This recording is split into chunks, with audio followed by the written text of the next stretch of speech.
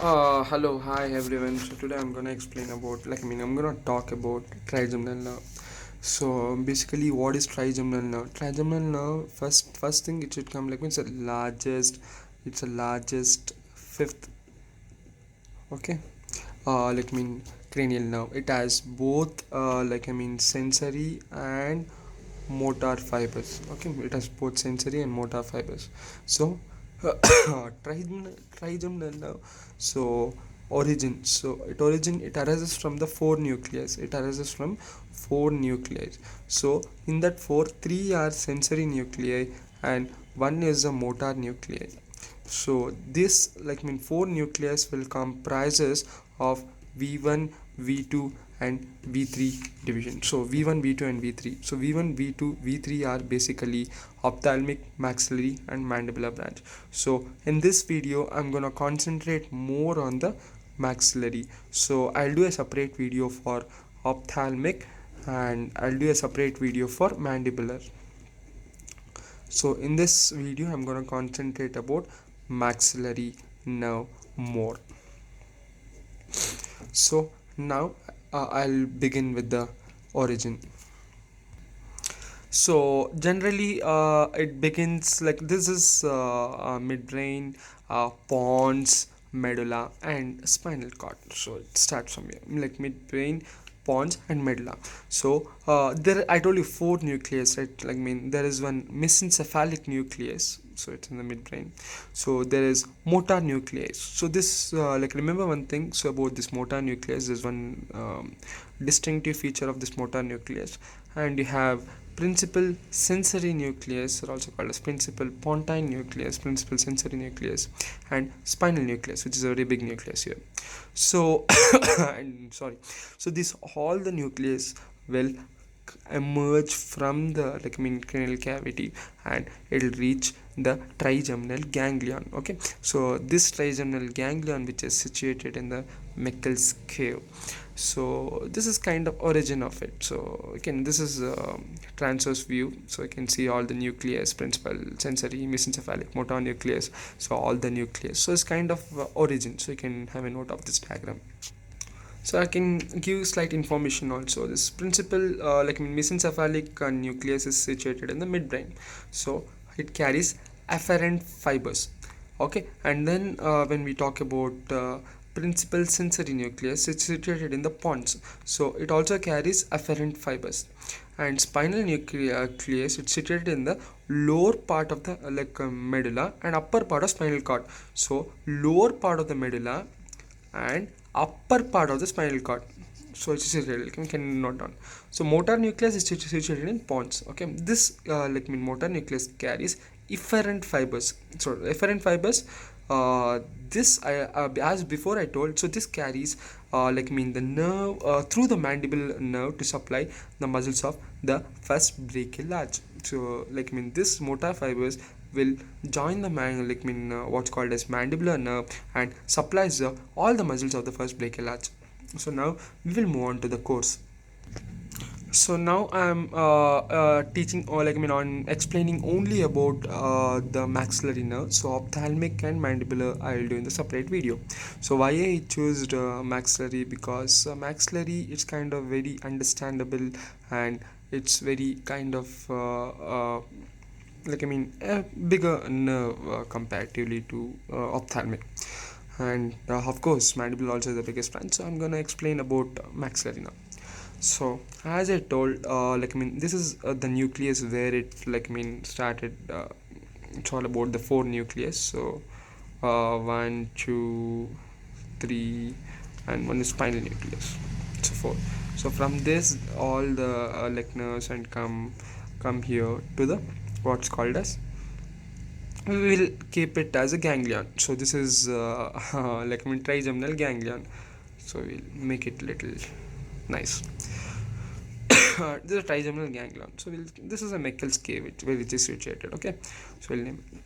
And this is something called as, this is a floor of middle cranial fossa. Okay, so this floor of middle cranial fossa. So here there is cavernous sinus. We'll draw a good diagram for cavernous sinus.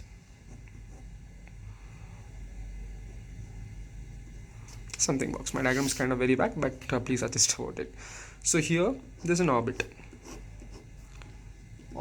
is there, and here there is a fossa called as pterygopalatine fossa. Pterygopalatine fossa is there, and of course here we have maxilla. Okay, so this is a basic diagram. Please note it down. So here's a floor of your middle cranial fossa, orbit is there, pterygopalatine fossa, and maxilla is there. So now this is a trigeminal ganglion. So from the trigeminal ganglion, what will happen? So this diagram is kind of yeah. So from here, so trigeminal ganglion will be somewhere here. So I drew this maxillary, what's called as the cavernous sinus too far. So the cavernous sinus should be somewhere around here. So the nerve passes from here and it moves forwards anteriorly through the cavernous sinus, and from the cavernous sinus it comes like this. So in the middle cranial fossa. Okay, so it comes like this to here. Okay, so now generally what is this pterygopalatine fossa? It's a pyramidal space. Okay, it's a bony space between below the posterior end of the orbit. Okay, so how is the connection between the middle cranial fossa and the pterygopalatine from the middle what's called as the middle cranial fossa to the pterygopalatine fossa? What's the connection between them? So this connection between the middle cranial fossa and the pterygopalatine fossa, so this connection, this wall is foramen rotundum. So foramen rotundum, it's a connection from the pterygopalatine fossa to the mid cranial fossa. So this is a connection here. So now the nerve moves from the floor of the middle cranial fossa, and it exits from the middle cranial fossa and it enters into the pterygopalatine fossa. So these are the nerves continues from the ganglion. It comes from the cavernous sinus and floor of the middle cranial fossa. It comes to the pterygopalatine fossa. So carefully listen. So from this is a pterygopalatine fossa, the connection between the pterygopalatine fossa and the orbit, so there's something connection, right? So this connection is called as infraorbital fissure. So infraorbital, my handwriting is too bad, sorry, fissure. Okay, so this infraorbital fissure is there. So the nerve generally it enters from the pterygopalatine fossa and it leaves from the pterygopalatine fossa. Infraorbital fissure is there. It comes like this. So there is something so there is in the orbit there is a groove like this. It's a groove. Groove is something which is like some tuft or some groove or something like this. So after as a groove ends here, there is a canal here. So carefully note down. So there's a groove and there's a canal here. So okay, so there's a groove and there's a canal. So this is, I'll name it slightly down. There's a groove and there's a canal. So now the nerve, I'll explain each and everything. There is branches also. I'm just entering into the course, just a normal frontline course of the maxillary nerve. So it enters a groove, it enters a canal, and it comes out like this. So okay, so we'll recap now. So the nerve enters from the floor of middle cranial fossa. It enters the pterygopalatine fossa through the foramen rotundum, and from foramen rotundum through infraorbital fissure it will reach the orbit. In the orbit, it will from the it enters into the floor of the orbit. Once it enters the floor of the orbit, so this nerve is called continues as infraorbital nerve. Sorry, I shouldn't have done with this pen, but this nerve is called as infraorbital nerve. So as it moves forward, it enters into the groove, it enters into the canal. So this opens through infraorbital foramen. So this opens through infraorbital foramen, which is situated here. Okay, so opens through this infraorbital foramen. So infraorbital foramen, and it gives out 1, 2, 3 nerves.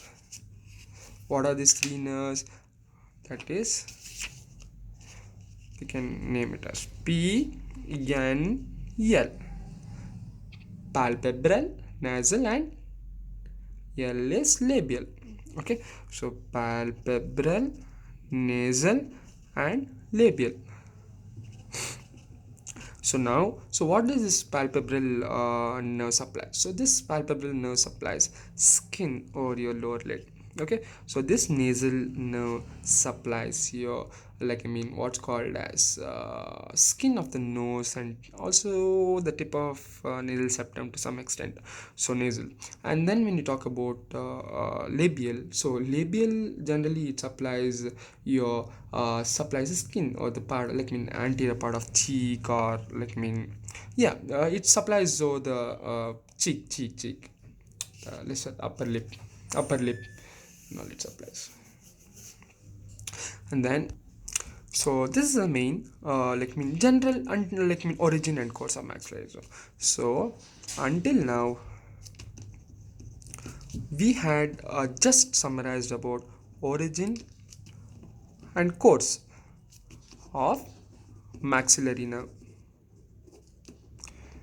Okay, so now we will learn about the branches of it, main branches of it. So we will learn about branches of it. So now carefully see the video here.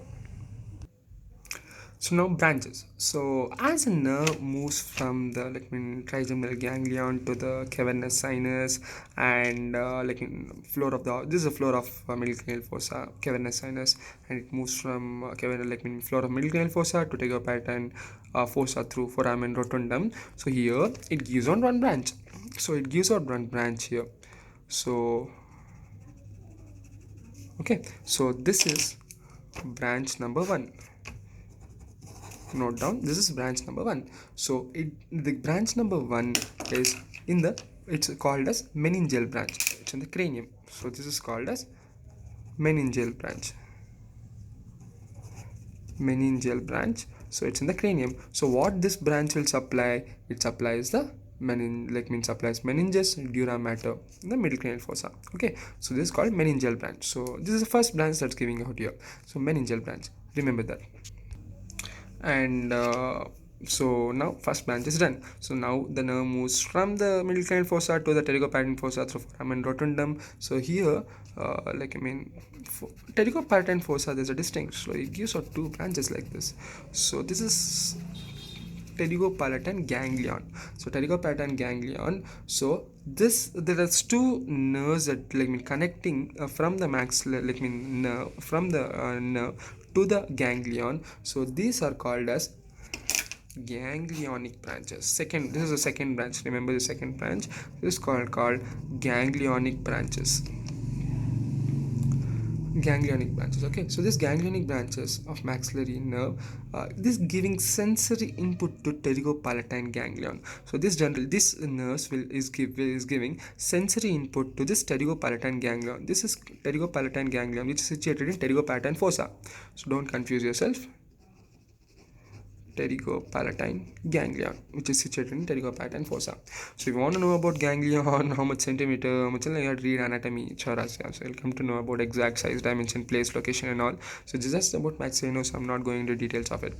So this gives the branch number 2, ganglionic branches. Simple, supplies sensory input to pterygopalatine ganglion. It's done. So branch number 2 is done. So now within see, within the pterygopalatine fossa only, this is a main trunk of nerve, right? So in the main trunk of maxillary nerve, giving a branch superiorly like this. So giving a branch superiorly. So this branch is called as zygomatic zygomatic branch. So this is called as zygomatic branch. So you can name it as branch number 3. Okay, so first branch, second branch, third branch, zygomatic branch. So this zygomatic branch also will enter the orbit through infraorbital fissure. Infraorbital fissure, it will enter like this, and then it will enter the orbit. So it has entered orbit now. So like this. So it has entered orbit. So now we'll come to branch number 4. I'll explain about this zygomatic nerve afterwards. So we'll just remember that it has entered the orbit through infraorbital fissure only, and it has from the main trunk, main nerve. So within the pterygopattern fossa of the main trunk of the maxillary nerve has given one nerve superiorly. So okay, so just remember that. So now we will come down to the fourth branch. We'll come to the fourth branch. So inferior, like superiorly, one branch is done. So now within the pterygopattern fossa only, the main trunk, I was given one more branch inferiorly here. So inferiorly, okay, so inferiorly it has given one more branch here. So this is a very important branch. So this branch of nerve will leave the pterygopalatine fossa and enter maxilla. So there should be something connection, right, to enter the maxilla. So they enter the maxilla through maxillary fissure. This is called as pterygomaxillary fissure.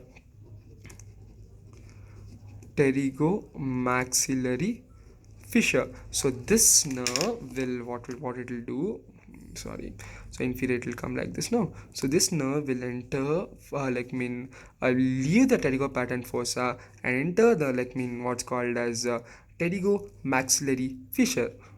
Will enter the maxilla through maxillary fissure. So it will enter the maxilla.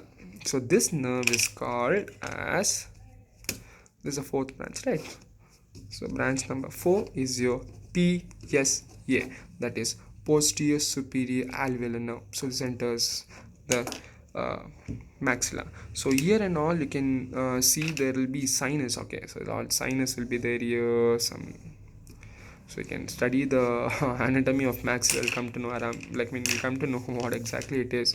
So now it has entered the maxillary maxilla now. So what it does, what exactly it does, so while coming down, so it supplies the mucosa of maxillary sinus, which is present here. Okay, coming down, it supplies your, which teeth it supplies? Your molar teeth. So it supplies your molar teeth. Okay, my diagram is very bad, sorry. So it supplies a molar teeth. So my handwriting is also too bad. Yeah, and during its course, it supplies your mucosa of a maxillary sinus. It supplies your molar teeth. So done. So now you don't break your head for your branch 4. So branch 4 is a PSA. So you just remember that. So we completed 4 branches. One is meningeal branch. Second is ganglionic branch, is given to the pterygopattern ganglion. Third is your zygomatic branch, which is superior to the pterygopalatine. Meaning that pterygopalatine fossa main branch will give one more nerve superiorly, that's called as zygomatic branch, and inferiorly it is what's called as PSA. Okay, so now it is done now. So we'll move on now to the next the explanation. So now before I told to remember the groove and the canal, right? So why I'll tell you. So now as a nerve moves, the main trunk moves from here, so it gives out one more branch in the groove. So remember the groove. So it gives out one more branch in the groove and it enters maxilla like this, and then it supplies here. So it supplies. So this diagram I'm congesting the teeth here, so don't mind. So if it coincides with the teeth, so actually you listen to my voice, so you'll understand exactly what it supplies. So this from the groove it comes down and in the maxilla. So this is called as middle superior alveolar nerve. So this is called as MSA, or also called as middle superior alveolar nerve. So this nerve supplies premolars and also supplies the mucosa lining the maxillary sinus as it comes down like this, right? So it supplies mucosa lining the maxillary sinus. It supplies premolars. So now we had learned about one more branch is there, and then now we had from the canal. So from the groove, we MSA is done. MSA comes down from the groove, and now a nerve gives branch from the infraorbital canal. So from the infraorbital canal, so what will happen? So one more nerves come down like this, and then it supplies here. So this nerve is called as ASA, that is anterior superior alveolar nerve.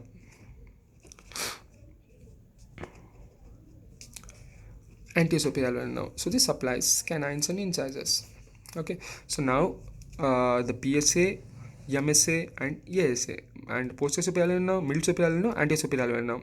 So this posterior superior nerve came from inferiorly to the main trunk. So it came from the pterygopalatine fissure and then supplies your molars, and then from the groove, one more nerve came, that is your maxillary superior, middle superior nerve, and it supplies your premolars, and from the canal one more nerve came down and then it supplied our canines and incisors. So this is about the branches, so branches of it. So it's about the branches. So we remember mainly, so this is first branch is meningeal branch, second is ganglionic branch, the third is zygomatic branch, and fourth is your posterior superior nerve, fifth is your middle superior alveolar nerve, and sixth is your anterior superior alveolar nerve. Middle superior alveolar nerve, it came from the groove, infraorbital groove, whereas anterior superior alveolar nerve came from the infraorbital canal.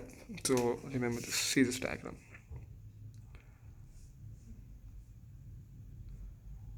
Okay, so now I left out explaining about this nerve. This branch is called a zygomatic branch, right? So I just told superiorly one branch will come and it will go to the orbit through infraorbital fissure only, inferiorbital fissure, sorry. So and then it will go, right? So I'll explain about this. So I'll draw one more diagram, so and I'll explain more neat. So we will make one pterygopalatine fossa like this. So pterygopalatine fossa, infraorbital fissure, so orbit. So just about our explaining about zygomatic no, zygomatic no. So now we'll draw the main trunk. So main trunk came from, so I'll draw even foramen rotundum, it will confuse. So it has come from milchial fossa, the nerve came like this, and then from here it goes like this. So this is the ganglionic branches, okay. So ganglionic branches are there. So like superior to it, I said this is zygomatic nerve. So it's going from here, it's coming, yeah, it came like this. So from here it's a main trunk, so I don't want to confuse. So it's all groove and all canal will be there here. Actually it should come like this. So okay, it's a diagram is kind of bad, so I'm very sorry for that. And then okay, so it came out like this. So now it has come out like this and it's going out. This is zygomatic zygomatic branch. So it moves forward and then it continues. So it gives us two divisions. Okay, it gives us two divisions, zygomatic branch. So one is called as, this is one division, it's two division. One division is called as zygomatico temporal, and second it is called as zygomatico facial. Zygomatico temporal, zygomatico facial. So first division is called as zygomatico temporal, second division is called as zygomatico facial. So this I don't want to confuse with this diagram. So it generally goes with the lateral wall of the orbit, okay. So this diagram is just to understand things, not to relate with. So just remember where it comes from and where it ends. So generally it goes along the lateral wall of the orbit. It gives out branches, okay.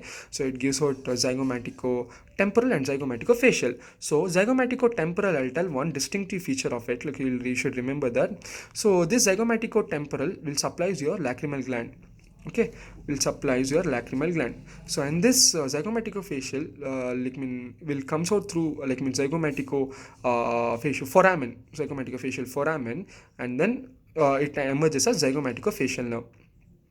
So this supplies upper part of cheek. Zygomatico facial will supply upper part of cheek. So okay, so this is general course of the maxillary nerve, how it can be understood easily, and then for theoretically for writing you have to study the textbooks, and then this is just to summarize and understand in a little brief way, so about how much I did it. So and then I'll tell little about the pterygopalatine ganglion. So a little information I'll tell, and then I will end this video. The pterygopalatine ganglion actually Actually, it is the one of the largest peripheral ganglion. So this pterygopalatine ganglion, it is associated with the greater petrosal nerve. Greater petrosal nerve is a main branch, like first branch of the facial nerve. So it is functionally it is a part of facial nerve. So, okay, so it acts as a relay station. So you can remember this. So this acts as a relay station between what it acts as a relay station between superior salivatory nucleus in the pons, which is situated in the pons, and the lacrimal gland, and also the mucus and serous glands in palate. I'm handling so sad, sorry. So it acts as a relay station between the superior salivatory nucleus and mucus and serous glands in the of the palate. Okay, so this situation, you can situation size and all, as I said, you can see the choras here. So this is about basic information about ganglion. So if you want to recap everything, and then I can do it in 2 or 3 minutes. I'll try to do in 2 or 3 minutes, so you can listen carefully now. So the nerve, trigeminal nerve, it arises from the four nucleus, three sensory and one motor nucleus. So that's mesencephalic, principal sensory nucleus or principal pontine nucleus, motor nucleus, and your spinal nucleus. So it's all relays the fibers. So I'll even do one video and explain about the speciality of trigeminal nerve fibers. So some till what the it is lined by, and then till what it is not lined by. Some are lined by squamous cells and some are not. So what is how it will affect the local anesthesia distribution, so I'll explain in one more video. So and then here this will come to the trigeminal ganglion, which is situated in the Meckel's cave, and then from there the nerve, I explained about maxillary nerve. It starts from it enters into the floor of middle cranial fossa. From the it moves forward anteriorly through the cavernous sinus. It gives from there it leaves middle cranial fossa through foramen rotundum, enters pterygopalatine fossa. From the pterygopalatine fossa, the main trunk will enters orbit, and through what's called as inferior orbital fissure. From there it moves as infraorbital nerve, and then it moves out, it goes forwards and supplies, divides into palpable, nasal, and labial. So this is about main origin. So branches, or I said about, so first branch is what's called as meningeal branch. It gives out in the floor of the middle cranial fossa. Okay, so and then second branch is your ganglionic branches, the two branches which is sensory output to the ganglion, and third branch is your zygomatic branch, which is superior to the main trunk in the pterygopalatine fossa, more the ganglion. So it also moves out of the pterygopalatine fossa through your inferior orbital fissure. And your fourth branch is what's called as posterior supraalveolar nerve. It also from that inferior of the, or inferior in the nerve which is inferiorly, it enters the pterygopalatine, enters a maxillary through pterygomaxillary fissure. And then your fifth branch is from the groove, which I said. So it comes MSA, middle supraalveolar nerve, and the final sixth branch is your anterior supraalveolar nerve, which comes from the canal. So these are the branches, and explain about all the courses which it supplies and all. So you can just a quick recap of the video. And then if I did any mistake, I'm very sorry. You can note, tell me at any time. So this is just, even I am in the learning process, so I just wanted to make it quite little easy of what even I will love to explain things. If I'm wrong, please tell me. And then next video I'll explain about trigeminal ganglion, trigeminal nucleus, maxillary nerve, mandibular nerve, and facial nerve, glossopharyngeal nerve, and even ophthalmic nerve. So I explain about all these things. I'll explain about cranial nerves also. So I need little time to recap things which I did before, and gain some more information reading some more books. If I'm wrong, please let me know at any cost, so that even I can know my mistake and improve, and let others also know. So as of now, I had collected a lot of information about the nerves, and then I made 90%. I made an effort not to get wrong. So might be some 10% in where I went wrong. So you can tell me at any time. So then next video will be on the mandibular nerve, so I'll try to make it as soon as possible. And thank you very much for listening this. Hope you guys liked it, and this video is helpful for you guys.